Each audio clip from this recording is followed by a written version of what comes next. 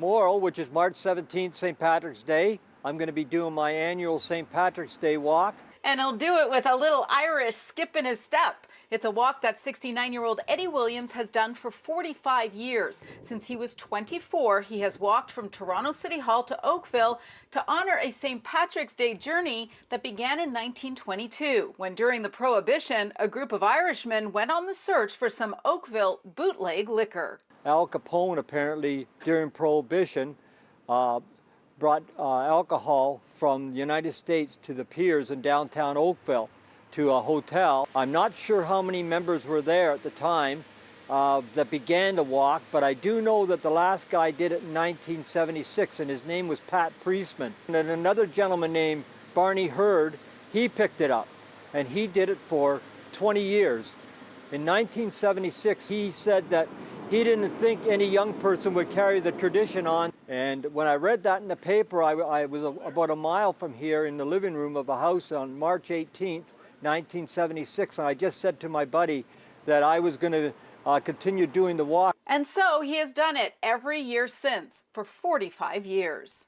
I never had any idea that I'd be doing this walk, and it's a miracle that I basically, my body is to still do it. So next year will be the 100th anniversary of this walk.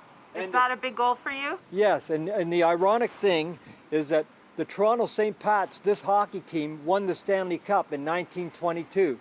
So yes, it will be a 100th anniversary, and I hope I'm going to be able to do the walk. And for Eddie, it's not just about green beer and whiskey. Every year, he hopes his St. Pat's tradition brings awareness to Canadian veterans. I do it in honor of the members of the Legions and that, and I want people to be aware of our veterans and that, and that's why I dedicate the walk for the Legions locally.